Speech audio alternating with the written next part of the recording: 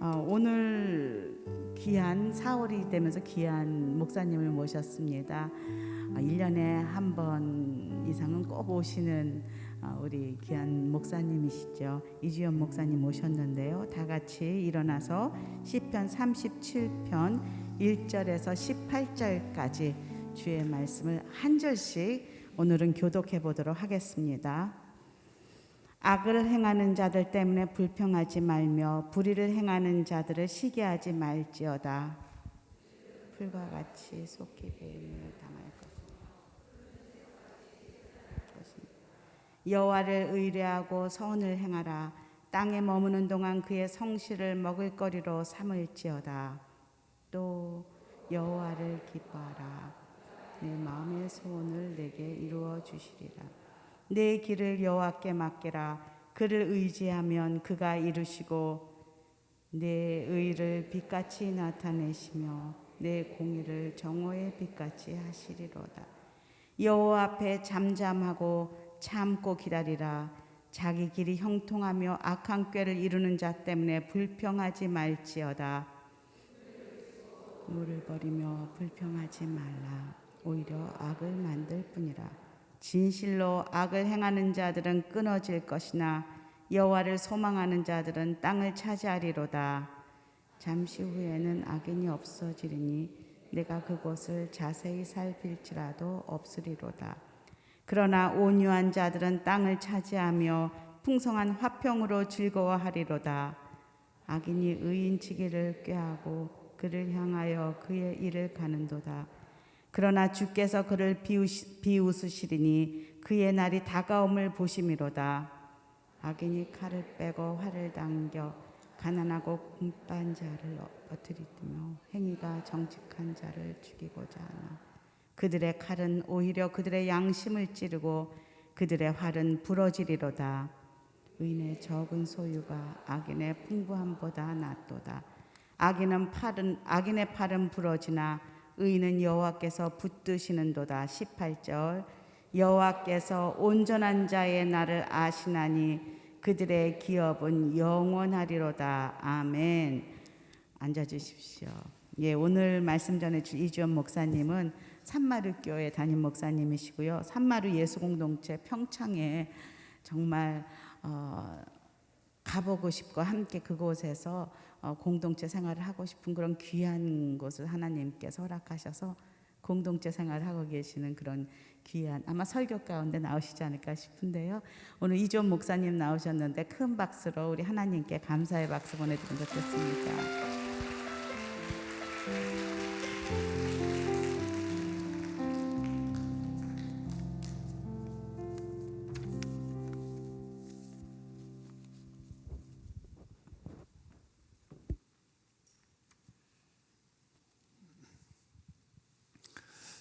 여러분 평안하셨습니까? 제가 다른 교회에 가서 설교하거나 이럴 때는 문안 인사를 하지 않게 돼요. 그런데 오늘이 교회에 와서 제가 설교를 하거나 강의를 하게 될 때는 꼭 문안을 하게 되더라고요. 그는 여러분들께서 저와 또 우리 산마루 교회 또 산마루 교회가 섬기는 노숙인들을 위해서 기도하시고 사랑한다고 하는 것을 제가 알기 때문에 문안 인사를 하게 됩니다.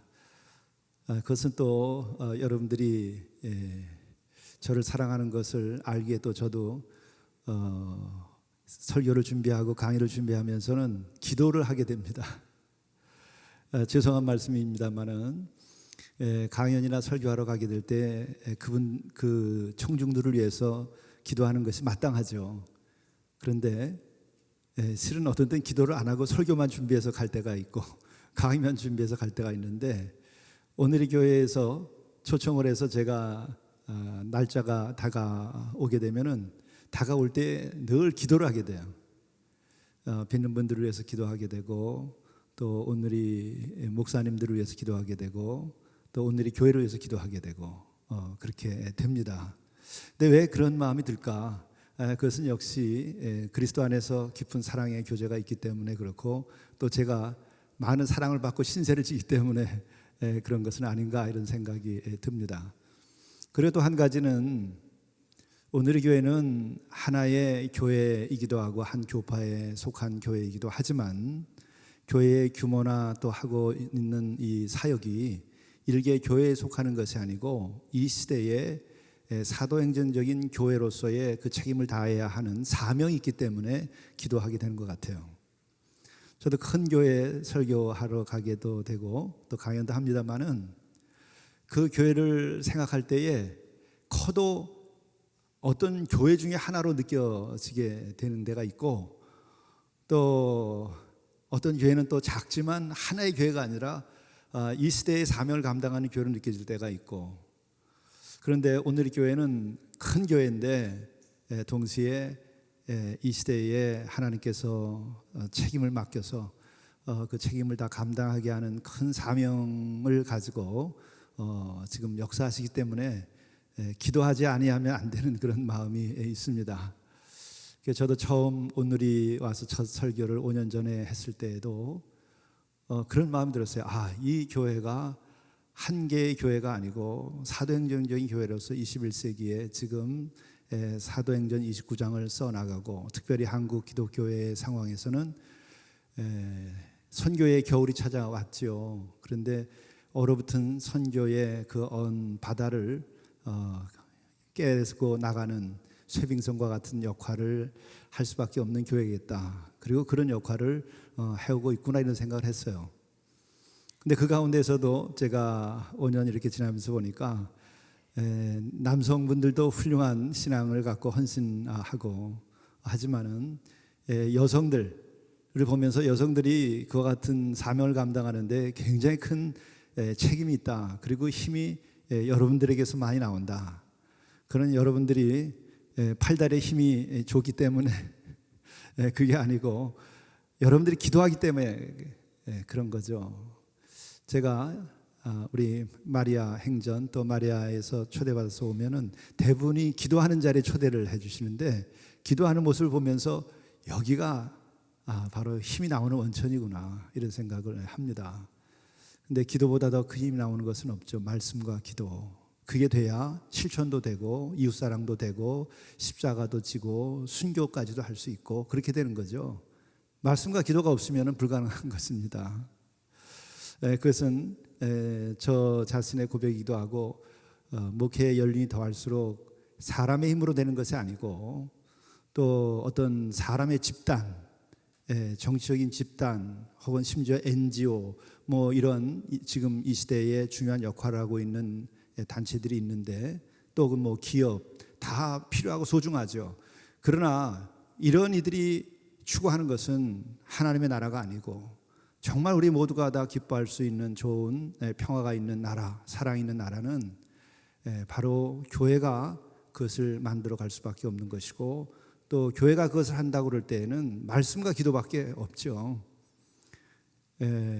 아무리 훌륭한 목사님이라 하더라도 그 개인의 힘으로 불가능한 것이고, 뿐만 아니라 훌륭한 목사님은 말씀과 기도로 헌신된 분들이죠. 근데 놀라운 역사가 일어나게 됩니다. 근데 이제 그와 같은 모든 것들이 바로 오늘의 교회에서는 여러분들이 기도하시기 때문에 그런 힘이 나오지 않는가 이런 생각을 하게 됩니다. 그리고 또 제가 문안을 드리는 이유 중에 또 하나를 스스로 생각해 봤어요. 왜 문안을 하고 기도를 여러분들을 위해서 할까? 그건 여러분들이 비전 헌금을 하는데 비전 헌금이 적은 액수가 아니에요. 근데 큰 액수를 보내주시니까 그게 감당이 어려워요, 사실. 이걸 받아서 이걸 어떻게 이걸 잘 써야 되나. 그러니까는 굉장히 벅찹니다, 사실은. 그리고 또 저는 다른 교회에서나 혹은 다른 단체로부터 도움을 받아서 목회해 본 일이 없어요. 40년을 이제 넘어가게 됐는데, 근데 오늘에서 유독 제가 비전 헌금으로 계속 도움을 받고 있는데, 이게 그리스도의 피가 섞인 보혈의 피가 묻은 헌금이다 이런 생각으로 받아들여지게 돼요.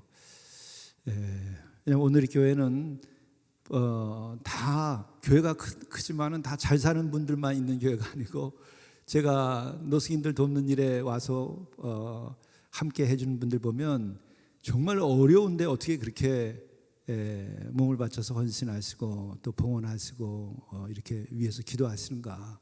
본인 사시기도 쉽지 않을 텐데 제가 그런 걸 보면서 여러분들이 비전원금 하는 것이 감사하기도 하고 또 굉장한 빚이 되기도 하고 또 짐이 되니까 기도밖에는 보답할 게 없어서 제가 기도를 하게 되는 면도 있습니다. 그러면서 제가 보고를 또 문안하면서 드리게 되는데 지금 사마리아 예수 공동체는 노숙인들을 위한 공간이기도 하고 또 제가 우리 교회가 시작됐던 것은 사실은 21세기의 사도행정적인 교회 오늘이가 그 전에 시작했던 것처럼 그런데 특별히 영성 운동을 하기 위한 교회로 불림을 받아서 시작된 교회라서 노숙인과 함께 젊은이들과 그리고 성도들이 함께 어우러지는 그런 공동체를 세워야 한다. 노숙인 공동체가 있다가 이제 그 노숙인들만 있게 되니까 새 사람 되기가 어려워요. 그분들이 과거로 자꾸 돌아가게 되니까. 그래서 건강한 문화가 더 있고 경건한 생활이 있는 중에 그분들이 들어와야 되죠. 그래서 이제 7년 동안 여러 어려움을 겪고 절반의 실패라고 고백을 하는데 그런 실패도 겪어보면서 이제는 성숙한 성도들과 그리고 젊은이들과 또 노숙인 형제들과 그리고 하나님이 지으신 대자연 속에서 창조의 은혜가 있는 곳에서 이걸 해야만 된다. 그래야 사람이 회복되는 데 도움이 된다. 결론을 얻었어요. 근데 그것을 세우는데 여러분 비전 헌금을 지난번에 해주신 것이 그것을 세우는데 큰 힘이 됐어요. 지금 거기서 기적이 일어납니다. 젊은이들도 오고 또 수도자 과정으로 해서 젊은 목사님들도 와서 봉사하고 생활을 같이 하고 있고 뿐만 아니라 형제들이 아주 좋은 그 공동체를 만들어서 포천에서도 지냈던 일이 있는데 거기 오더라도 귀향 온 것 같다. 서울역이 더 좋다는 얘기죠. 서울역에 가면 친구도 있고 익숙하고 또 뭐 마음을 풀고 싶은 것도 다 풀 수도 있죠. 어떤 면에서 그들만의 소사이어티니까. 그런데 그래서 귀향 온 것 같다고 그랬는데 지금 이쪽은 있고 싶다고 얘기를 하는 거예요. 이제 기적입니다. 매일 일을 해도 너무 좋다는 거죠. 그래서 우리가 이제 터를 마련하는데 큰 액수가 들어갔죠. 5만 평이 넘으니까. 그것도 이제 한 작은 비용, 낮은 비용으로 이제 구입할 수가 있었죠. 그러고서 이제 이분들이 숙식할 곳이 이제 부족하니까 그래서 통나무 집을 지금 이제 저도 엔진톱으로 통나무 집 짓는 거 좀 배웠어요. 그래서 3분의 1 가격으로 통나무 집을 짓는데 그걸 지으면은 잘 관리하면 70년, 100년 간다 그래요. 그래서 지금 이제 그거를 함께 이제 지어나가고 있어요. 기적이 일어나고 있는 겁니다. 여러분들의 그 헌신과 기도가 지금 열매를 맺는데 동시에 여기는 여러분들이 와서 쉬실 수 있는 곳이에요. 기도하실 수 있는 곳이고 제가 사진으로 좀 소개도 좀 할까 이런 생각도 들었었는데 또 광고하는 것 같아서 지금 뺐습니다. 다음번에 광고할 시간 주시면 제가 한 3분짜리 영상을 만들어서 보고를 좀 하도록 그렇게 하겠습니다. 제가 그래서 여러분께 문안을 드리고 이제 말씀 주님께서 주신 말씀입니다. 요즘에 제가 마음속에 큰 은혜를 받고 있었는데 때가 마침 이러한 때라서 이 말씀을 나눕니다. 시편 37장 말씀을 보게 되면 이렇게 시작이 되죠. 악을 행하는 자들 때문에 불평하지 말며 불의를 행하는 자들을 시기하지 말지어다. 이건 저 자신에 대한 주님의 준엄한 말씀이고 저를 일깨운 채찍이었어요. 왜냐하면은 불평이 굉장히 많았어요. 젊은 시절에 살아오면서. 왜? 나 개인 때문이라기보다도 세상의 악 때문에 불평이 많았어요. 이 악을 그대로 두면 안 된다. 아주 젊은 날부터 그게 사명처럼 생각을 했어요. 또 하나는 불의를 행하는 자들을 시기하지 말지어다. 그런데 불의를 보고 내버려 두면 안 된다. 이 역사에서 불의를 제거해야 된다. 그게 70년대부터 계속 그런 마음을 가지고 70년, 80년, 90년대를 살았어요. 한 30년을 그렇게 살았어요. 그러면 난 지금 어떻게 됐는가? 그 과정에서 이 말씀이 들려오는 거예요. 악을 행하는 자들 때문에 불평하지 말고 불의를 행하는 자들을 시기하지 말라. 이 말씀이 잘 들어오지 않았었는데 왜 들어오지 않았는가? 뭐냐면 악을 행하는 자들에 대해서 악을 행하면 안 된다고 얘기하는 것을 정의라고 생각하고 선이라고 생각한 거예요. 그러니까 나는 악이 아니라 선이다. 그런데 가만히 살펴보니까 선을 행하는데 불평하며 하는 거예요. 여러분 오늘 말씀 보세요. 악을 행하는 자들에 대해서 악을 우리가 없애버리자. 악한 자들이 말 못하게 하자. 악한 자들을 회개하자. 그럴 때 그렇게 악에 대하여 우리들이 힘을 약화시키게 하는데 동기가 뭐냐? 불평에서 시작하면 안 된다는 거예요. 여러분 악을 제거하고 악한 세력을 멀리하게 될 때에 동기가 불평으로부터 시작돼 버리면은 결국은 내가 또 다른 악이 돼요. 10년, 20년, 30년 하다 보니까 내가 괴물이 돼 있더라고. 길에 가다가도 무슨 불의한 것까지 있고 이렇게 부딪히면 다툼이 일어나면 내가 막 성이 나서 못 견뎌요. 그러던 시절이 있었어요. 왜? 너는 악이라고 생각하니까. 그런데 악을 제하는데 내 동기가 불평에서 나오는 것이어서는 안 돼요. 근데 많은 사람들이 보세요. 악하다고 얘기하면서 그 악을 제거하려고 그럴 때의 동기가 다 불평이야. 다는 아니겠지만 다수가 그렇죠. 여러분은 안 그랬을까요? 불의를 보고 의를 세워야 된다고 얘기할 때에 그 동기가 무엇인가가 더 중요하다는 거예요.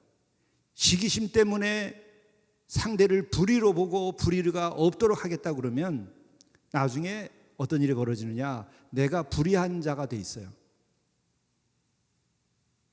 이것을 제 자신에게서 봤어요. 나는 악이 아니라 선이고 나는 불의가 아니라 정의라고 굳게 믿고 했는데 내 동기의 그 가운데에 불평이 있고 시기가 있었던 거예요. 그건 결국은 뭐냐? 밥그릇 싸움이라는 거예요. 이 세상에서 말하고 있는 악에 대하여 불의에 대해서 지금 외치고 혹은 뭐 청산을 하고 그것을 없애야 된다고 하는 그 일들이 왜 끝을 못 보는가? 왜 정리가 안 되는가? 끊임없이 여러분들도 오랜 세월 인생을 살아오셨을 텐데 저도 30년 40년 목회를 하고 또 계속 60 중반까지 살아왔는데 지금까지 살아오면서 왜 악이 계속해서 자리하고 있고 왜 불의가 계속 이 땅에서도 사라지지 아니하는가? 잘 살게 되면은 불의한 것이 없어지고 악이 없어질 거라고 생각했는데 얼마나 잘 살게 된 거죠? 뭐 GNP가 160배인가 이렇게 늘었대요. 그런데 악과 불의는 더 정교하게 아주 더 지혜롭게 이게 등장을 하고 있어요. 안 그런가요? 세상은 더 불안해지고 있어요. 왜? 내 자신에게서 보는 것은 뭐냐면 동기가 불평으로부터 시작해서 시기로부터 시작해서 그런 거예요. 무엇로부터 시작돼야 되느냐? 3절의 말씀 나와요. 여호와를 의뢰하고 선을 행하라. 여호와 하나님을 의뢰하고 여호와 하나님께 내가 의뢰하는 가운데 악과 불의에 대하여 우리들이 그것을 사라지게 하도록 노력을 해야 되는 것이지 나를 근거로 하게 되면은 결국은 밥그릇 싸움이 된다는 거예요. 오늘 우리 사회가 역사적으로 우리들이 더 진보하고 발전하지 못하는 까닭이 무엇인가? 더 잘 살고 더 부유해지고 더 빌딩은 높아가고 그리고 더 좋은 집에서 살고 더 좋은 자동차를 사고 그렇게 살아가고 있는데도 불구하고 우리는 악과 불의에 대하여서는 여전히 제자리 걸음이든지 더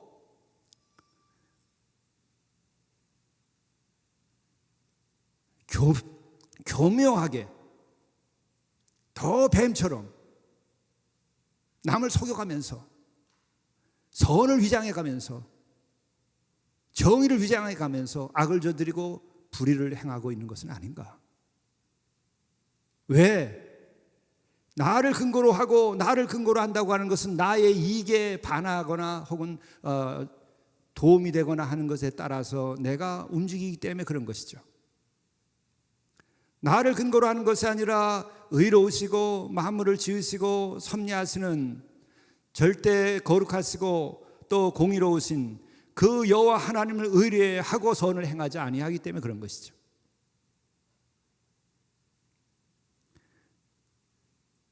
그리고 4절에는 이런 말씀이 나옵니다. 또 여호와를 기뻐하라. 여호와를 기뻐하는 가운데 여호와 하나님의 그 공의로우심 때문에 내가 감격하고 기뻐하는 가운데에 악을 보게 되면 그 악을 볼 때에 처리가 가능해요. 똥을 치우듯이 치울 수 있게 돼요. 불의를 봤을 때에 그 불의를 바로잡을 수 있는 힘이 생겨요. 그러나 시기와 불평으로부터 시작하게 되게 되면 마지막이 악에서 악 다시가 나오는 거예요. 불의에서 불의 다시 투다시 이렇게 나오는 거예요. 또 다른 불의와 또 다른 악이 반복되는 거예요. 그러므로 여호와 하나님을 기뻐하고 그분의 공의로우심을 기뻐하고 그분의 그 공평한 심판을 기뻐하고 그래서 내가 그에 순종하는 가운데 그 기쁨 가운데에서 악을 대하고 불의를 대하게 되면 불의한 자들과 악한 자들에게 도움이 될 수 있어요. 그들을 회복시킬 수 있고 회개하게 할 수 있어요. 그들의 마음을 녹이고 감동과 감화를 받아서 그들이 선한 쪽으로 나오고 주께로 나올 수 있게 되는 거예요. 이게 복음의 힘이고 이것이 하나님께서 주시는 능력입니다. 이게 너무 제 자신에게도 부족한 걸 알았어요. 그리고 5절 말씀에서는 이렇게 얘기해요. 내 길을 여호와께 맡기라. 내 길을 여호와께 맡기라. 내 길을 여호와 하나님께 맡기지 아니하고 내 인생과 우리의 역사와 우리의 미래를 우리가 다 할 수 있을 것처럼 또 혹은 내가 속해 있는 진보나 보수나 내가 속해 있는 정당에 소속된 그 이익을 위해서 거기에 모든 걸 맡기고 내가 행동할 때에는 그들이 말하는 악과 불의를 바로 한다고 하는 것이 또 다른 악과 불의를 만들어낼 수밖에 없다는 거예요. 성경은 분명히 우리에게 얘기합니다. 여호와께 맡기라. 공의로우신 하나님께 맡기라. 정의로우신 하나님께 맡기라. 자비로우신 하나님께 맡기라. 만물의 최후 심판자이신 하나님께 맡기라. 그러한 하나님께 대한 절대적 의존, 그것이 믿음인데 그렇게 하나님께 맡겼을 때에 우리가 악과 불의를 보게 되면 용기를 가지고 악과 불의를 선으로서 이겨나가게 되는 거예요. 후퇴하지 아니하고 좌절하지 아니하고 고난이라도 받고 십자가라도 지고 목숨이라도 내놓고도 그렇게 나아갈 수 있는 거예요. 여호와께 맡기라. 내가 너와 함께 하리라. 이 역사가 끝난 날까지도 최후의 마지막 순간까지도 내가 너와 함께 하리라. 맡기지 않은 사람은 그걸 경험할 수가 없어요. 하나님께 완전히 맡겨야 내가 그걸 경험할 수 있어요. 경험한다고 하는 것은 내가 완전히 맡겼을 때 하나님께서 나에게 힘을 주신다는 거예요. 그 힘을 내가 경험을 해야 악에 대하여 불의에 대하여 도피하지 아니하고 또 그것에 대하여 내가 그들을 용서하기까지 하면서도 그들을 이겨나갈 수 있는 힘이 생기는 거예요. 한번 돌이켜 생각해 볼까요? 악을 행하는 자들 때문에 불평하고 불의를 행하는 자들 때문에 시기하고 그래서 여러분들이 계속 고통을 겪고 좌절을 경험해 보면 어떻게 되죠?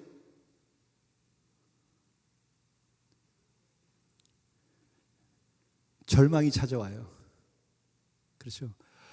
이 역사는 어제도 악하고 오늘도 악하고 어제도 불의하고 오늘도 불의하고 내 젊은 날 그때도 불의하고 악했는데 내 지금 이 나이에도 악하고 불의하고 이 역사는 도대체 뭐냐?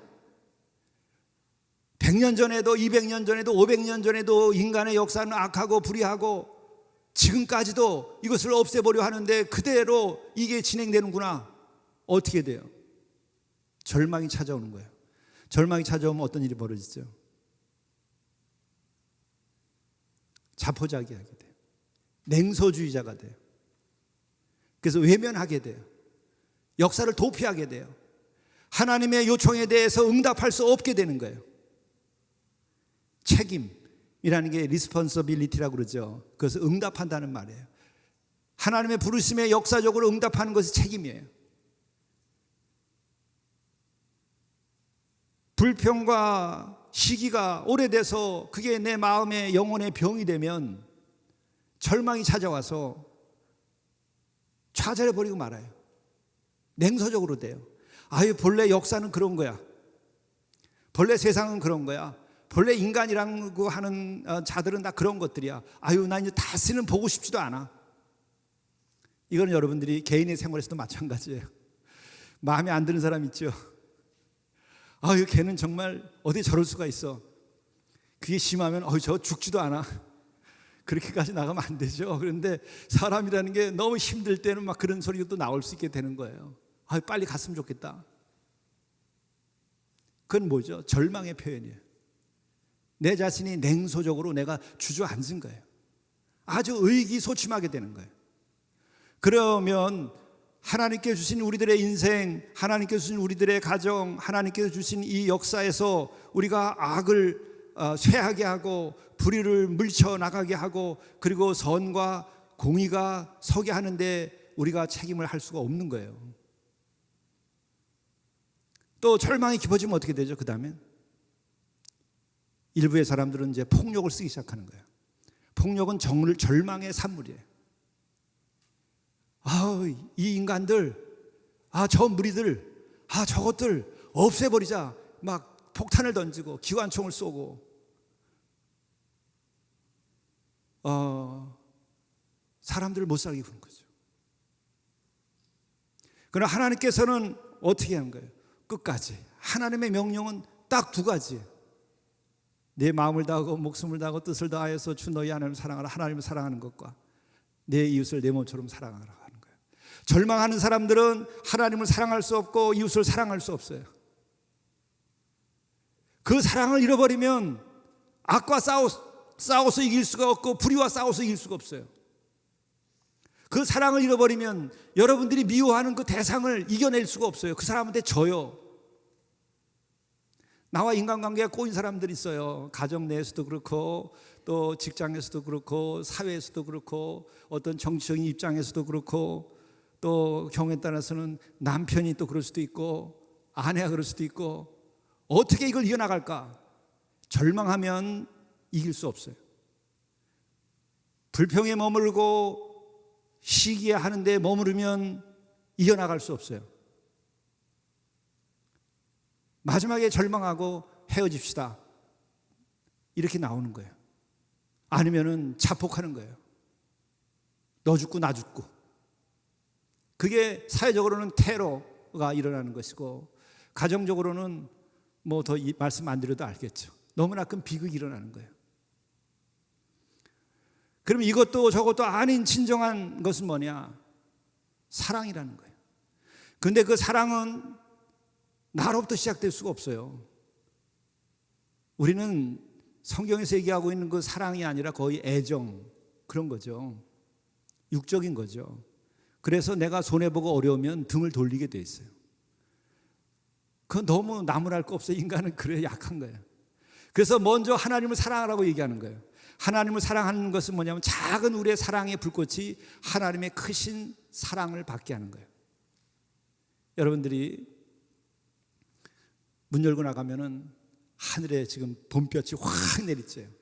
그러면 우리 산마리스 공동체 어제도 아침에는 얼음이 얼었었어요. 꼭대기 해발 750m에는 그저께도 아침에 얼음 얼고. 그런데 햇살이 비치기 시작하면은 다 녹아버려요.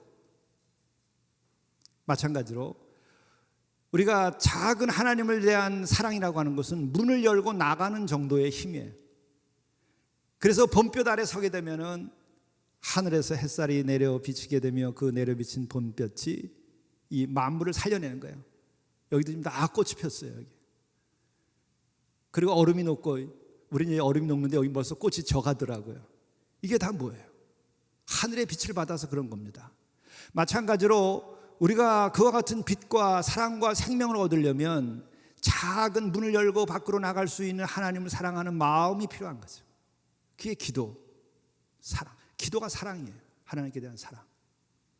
그분과 말을 걸고 그분이 먼저 말을 걸었죠. 우리를 지어놓고 우리가 그분에게 말을 또한 거는 거예요. 대답하는 거예요.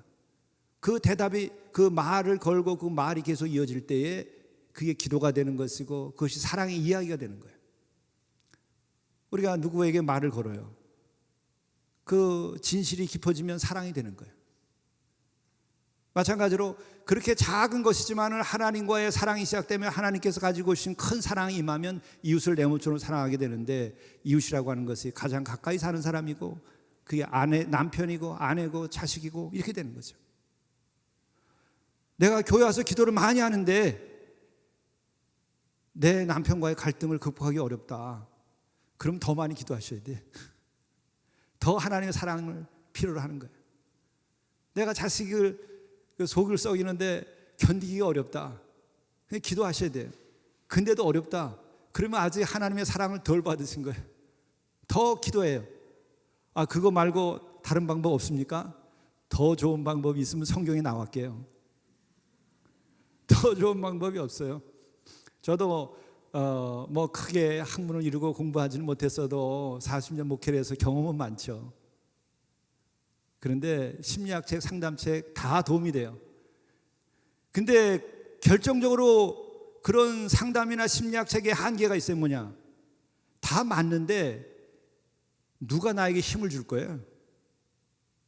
내 문제는 풀고 문제는 발견을 했는데 어디서 힘이 나와야 될 거 아니에요. 자동차는 좋은데 연료가 공급되고 엔진이 돌아가야 될 거 아니에요. 그게 성령을 받아야 되고 기도를 하셔야 돼요. 그러니까 여러분들이 깊은 기도에 이르셔야 돼요. 그 기도에 이를 때 하나님께 맡기게 되는 거죠. 그렇게 맡기게 될 때에 우리는 그분이 주시는 사랑의 힘 때문에 불평을 이기게 되고 시기를 이기게 되면 악에 대하여 불의에 대하여 우리가 극복할 수 있는 힘이 생겨요. 일단은 악과 불의를 저지르는 세력들이 별것 아닌 걸로 보여요. 작게 보여요. 여러분들이 남편이 마음에 안 들어서 지금 막 다투고 있다. 근데 내 마음의 사랑이 식고 또 줄어들면 줄어드는 것만큼 그 나쁜 짓을 나 마음에 들지 않는 그 어떤 부분이 더 커져 보입니다. 그리고 그게 더 세력이 더 아주 확장돼요. 근데 내 사랑이 더 커지면 그 마음에 안 드는 게 작아져 버려요. 힘을 행사할 수 없는 데까지 갈 수 있는 거예요. 그리고 성도의 교제는 그와 같은 선과 사랑을 키우기 위해서 서로 기도하는 거예요. 그래서 항상 성도의 교제에는 중보기도가 있는 거예요. 함께 중보기도 하시는 거예요. 내 마음에 하나님의 사랑을 더 주시고 또 우리 자매님을 더 사랑해 주셔서 사랑의 마음이 충만케 해 주시옵소서. 그래서 그가 사랑의 마음이 충만하게 되면은 악과 불의, 미움, 시기, 불평 이것을 이겨나가게 되는 거예요. 그게 없어지는 게 아니라 그것을 넘어서는 힘이 생기는 거예요. 여러분, 어린아이가 지금 아장아장 걷는데 그 어린아이가 지금 여기 마음에 안 들고 여기서 막 떠들어요. 그렇게 하면 안 되죠. 그럴 때 어린아이가 그러면 별거 아닌 거로 넘어가요. 에이, 제가 저러면 안 되는데. 왜? 내가 그 어린아이를 제압할 수 있으니까. 그 어린아이보다 힘이 세니까. 그런데 만일에 여기에 골리앗까지 큰 사람이 그렇게 하면은 여러분들이 당장 어떻게 돼요? 위축당하거나 위축당하는 것만큼 여러분들이 분노하게 돼요. 그것은 곧 여러분의 사랑의 힘이 그를 제압할 수 없다고 하는 것을 말하는 거예요. 그래서 오늘 말씀은 그렇게 얘기하는 거예요. 여호와를 의뢰하라, 여호와를 기뻐하라, 여호와께 맡기라. 이 세 가지 얘기를 하시는 거예요. 그렇게 맡기면 그분이 우리들에게 힘을 주시는 거예요. 그러면 우리에게 주어져 있는 이 역사의 악과 불의에 대해서 절망하는 것이 아니라 당당하게 힘이 있게 후퇴하지 아니하고 이겨나가는 거죠. 선으로서 악을 이기라. 불의함으로 불의를 이기는 것이 아니고 정의로서 불의를 이겨라. 사랑으로서 미움을 이겨라. 그리고 실제로는 사랑으로서 또 사랑만이 악과 불의를 이길 수 있어요. 그리고 사랑만이 악과 불의를 치유할 수 있고 그들을 회복시킬 수 있어요. 우리는 왜 포기하고 잘라버리죠? 오늘의 교회에 전도 폭발팀이 있더라고요. 근데 아주 무서운 분들이야. 지난 1년 동안에 1,800명을 전도해가지고 교회에 등록을 시켰더라고요. 근데 오늘의 교회만 아니라 그 전도 폭발팀은 가까운 그 교회에 합당한 교회로 다 전도를 하시더라고요. 근데 전도 폭발팀에 속해서 함께 훈련받고 있는 분이 이 근처에 다른 교회 분이 있는데 우리 교회에다 전도를 했어요. 지난해. 근데 어떤 분이냐, 독립문 공원에서 노숙하시는 분인데 노숙자는 무조건 산마루를 보내야지 이렇게 하고 우리 교회를 택시 태워서 보낸 거예요. 아니 산마루를 보내면 다 해결되나요? 아니 섬긴다고 그래도 그거 다 어떻게 해? 있는 분들 모시기도 힘든데 당신이 우리 교회 와서 같이 도와주는 것도 아니고 그냥 보내버린 거예요. 근데 전화가 왔어요. 그러니까 우리 간사가 자매가 오시라고 그 택시를 태워서 보냈는데 왔는데 두 다리가 없고 팔 하나도 없어요. 그건 제가 어떻게 감당하겠어요? 근데 그 마음이 이분이 뭔가 갈망이 있더라고요. 거룩한 갈망이. 그래서 이분은 쉽겠다. 그게 없으면 굉장히 어려워요. 말도 물까지 데려가더라도 물을 먹어야지 이게 해결이 되지. 아무리 물가까지 데려가도 물을 먹지 않으면 이거 소용이 없잖아요. 근데 이분은 그런 갈망이 있는 거예요. 그래서 희망이 있겠다. 그래가지고 이제 당장 그 평창 공동체로 이제 모시고 갔어요. 한 달을 같이 지냈는데 세례받고 지금은 이가 열 몇 개가 다 빼야 되는 상황이 됐어요. 그래서 빼고 이제 의치로 지금 바꾸고 있는 중이에요. 그런데 그러한 그 전도 폭발팀을 그래서 제가 어떤 분인가? 아니 지금 코로나 시대에 어떻게 1,800명을 그렇게 각 교회마다 또 오늘에도 이제 전도하셨겠지만은 그렇게 했을까? 근데 제가 뵈니까 기도와 사랑이 넘치는 거예요. 그러니까 그 기도의 힘으로 또 거기서 오는 사랑의 능력을 받으니까 악을 이길 수 있는 거예요. 이분들은 아주 대범해요. 코로나도 아무 상관없어요. 다 지키면서 안전수칙 다 지키면서 다 인도하는 거예요. 코로나를 두려워하지 않아요. 코로나 때문에 절망하고 좌절하지 않아요. 불의한 자들, 악한 자들 때문에 좌절하지 않아요. 왜? 그것을 이길 수 있는 힘이 있으니까. 그게 믿음의 힘이에요. 이분들에게는 하나님께 대한 의뢰가 있고 또 기뻐하는 거예요. 여호와를 기뻐하는 거예요. 그리고 여호와 하나님께 맡기고 그렇게 하는 거죠. 그렇게 될 때에 어떤 결과가 오는가? 11절의 말씀이 있어요. 온유한 자들은 땅을 차지하며 풍성한 화평으로 즐거워하리로다. 여러분, 여호와 하나님을 의뢰하고 여호와 하나님을 기뻐하고 여호와 하나님께 맡긴 사람들은 그 인격이, 그 영성이, 품격이 어떻게 될까요? 딱 하나예요. 온유함, 겸손함에 이르게 되는 거예요. 그게 누구예요? Jesus Christ, 우리 주님이신 거예요. 나는 온유하고 겸손하다. 나에게 와서 나의 멍에를 메고 나에게서 배우라. 이 시편의 말씀이 예수님의 말씀, 예수님의 모습이기도 한 거예요. 정말 힘이 있는 무서운 영적인 능력을 가진 사람은 온유해요. 힘이 있기 때문에 온유해요. 힘이 없는 사람은 절대로 온유할 수 없어요. 우리 해맞이 공동체에 가면은 강아지들, 고양이 뭐 이게 줄 여러 마리가 있었어요. 지금 이제 몇 마리들은 또 나이가 들어서 떠나기도 하고, 또 길렀던 자매가 너무나 보고 싶다 그래서 또 보내주기도 하고 이제 이렇게 했는데, 이 조그만 강아지들은 막 짖어요. 많이 짖어요. 무서워서. 밤에 거기 산짐승도 나타나거든요. 근데 아주 큰 녀석이 있어요. 걔는 안 짖어. 두렵지 않거든. 기분 나쁘면 물면 돼. 그게 굉장히 순해요. 너무 순한데, 그 산책이 있어. 한 2km 이렇게 산책로가 있는데, 얘는 풀어놔도 사람을 해하지 않고 물지 않고, 그래서 그냥 풀어놓고서 이렇게 지냈는데, 그 아래에 큰 개를 가진 분이 계셨는데, 그분은 좀 짓궂은 데가 있는 것 같아요. 자꾸 싸움을 시키려고 그래, 자기네 개랑. 근데 얘는 순해가지고 싸움을 시켜도 그냥 이렇게 피하고 이렇게 지냈어요. 근데 어느 날 진짜 싸움을 시키니까는 걔가 물려고 덤볐더니 얘가 확 물어버렸어요. 근데 턱뼈가 나가버렸어요, 그쪽 개. 그래서 200만 원 물어줬어요. 힘이 있으면 덤비면 그냥 물어버리면 돼.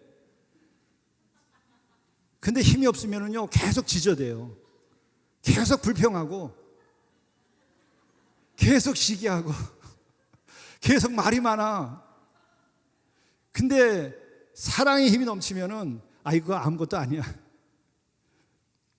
타협하는 게 아닙니다. 사랑은 결코 타협하지 않아요. 하나님의 사랑을 아는 이들은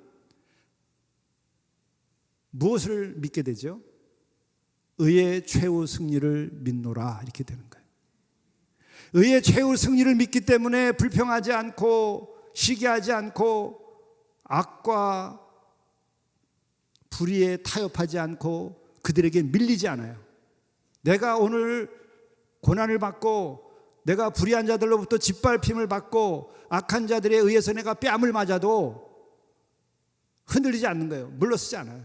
왜? 그보다 더 큰 영적인 힘이 있으니까 그 힘의 근거는 하나님의 사랑이라는 거예요. 이 싸움을 영적 싸움이라고 하는 것인데, 여러분들이 육과 혈의 싸움이 아니라 영적인 싸움은 그 힘으로 싸우는 거예요. 여러분들이 그 힘을 기르시는 거예요. 의의 최후의 승리를 믿으면 시작되는 거예요. 제가 70년대에 신학 공부하면서 구약학을 전공을 했는데, 공부는 못했지만 아무튼 열심히 했어요. 그래가지고 특별히 그 좋은 주제를 주셔가지고 논문도 열심히 썼어요. 그런데 그때 예언서 이런 걸 너무 좋아했어요. 왜냐면 70년대가 어떤 시대인지 다 아시잖아요. 그 예언서를 배우면서 아무튼 무슨 까닭인지 예언자들은 저항하는 사람이라고 생각하게 된 거예요. 저항. 불의에 대해서 저항하고, 악에 대해서 저항하고, 독재에 대해서 저항하고, 저항. 그게 저항이 아주 최고의 가치로 자리 잡았어요. 그 당시에 인문사회과학이 다 그렇게 얘기했어요.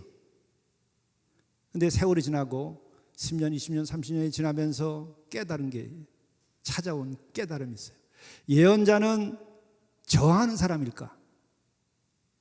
No. 예언자는 저항하는 사람이 아니에요. 저항은 같은 수준에서 놀 때 저항을 하는 거지. 하나님이 인간에 대해서 저항하시나요? 하나님은 인간에 대해서 자비를 베풀든지 심판하시지 인간에 대해서 저항해? 어림도 없는 얘기죠. 예언자는 그 하나님의 말씀을 듣고 선포하는 자이기 때문에, 예언자는 사적으로는 저항할 수밖에 없는 약한 자일지 몰라도 예언자로서 그가 활동할 때는 저항하는 사람이 아니라 선포자예요. 예수 믿는 사람들은 하나님의 나라의 선포자예요. 그래서 제가 자유케 됐어요. 무슨 저항이야, 그거는 하룻강아지 시절이지. 주가 나와 함께 하시면서 만물의 공정한 심판자이고 최후의 승리를 보장하시는 하나님께서 함께 하시는데 무슨 저항이야, 선포하면 되지.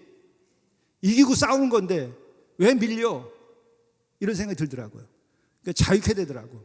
그러니까 분노하는 게 아니라 불쌍하게 보여요. 분노하는 게 아니라 아, 저 인간 불쌍하다 이렇게 보이는 거예요. 아, 저 집단이 불쌍하다. 저런 생각하는 사람이 불쌍하다 이렇게 생각되지 두려워하고 맞붙는 게 아니에요. 품게 되는 마음이 생기더라고. 그러니까 그런 생각이 들어요. 아, 오른편 뺨을 왼편 뺨을 때리면 오른편 뺨을 돌려대고, 순서가 맞나요? 어쨌든 맞으면 돌려대세요. 그런 힘이 어디서 나올까? 나 그게 가능할까 그랬어요. 원수까지도 위하여 기도하라. 그게 말이나 돼? 진짜 원수를 만나봐. 밤잠도 오지 않고 미치겠죠. 그리고 내가 확실하게 정의고 내가 정직했고 선한데 미치죠 내가. 근데 그게 아니라 그런 하나님의 최후의 승리를 믿고 하나님 나와 함께 하심을 믿을 때에는 원수를 위하여 기도하게 되는 거예요. 그거는 타협이 아니라 그에 대한 자비를 베푸는 거예요. 하나님의 자비를 그에게 베푸는 거예요. 이게 그리스도인의 자유예요. 예, 그래서 그리스도인은 저항하는 사람이 아니라 선포자고 하나님의 나라에 성취하는 사람들이에요. 그냥 그런 생각이 들어요. 제가 조그만 교회 노숙이랑 같이 지내는 목사여도 이제 겁이 없어졌어. 아, 죽이려면 죽여라. 단 미움이 생기고 분노하게 되는 건 참 어려워요. 주여 불쌍히 여기시옵소서. 여전히 육적이고 여전히 온전히 하나님께 의뢰하지 못하고 기뻐하지 못하고 맡기지 못하고 내가 그래서 이렇게 약한 자이오니 불쌍히 여겨 주시옵소서. 예, 그런 기도를 하게 되는 거죠. 여러분들, 이게 복음의 비밀이고 말씀의 비밀이에요. 그리고 오늘 18절의 말씀에서는 그렇게 얘기해요. 15절부터 쭉 보죠. 그들의 칼은 오히려 그들의 양심을 찌르고 그들의 활은 부러지리로다. 예.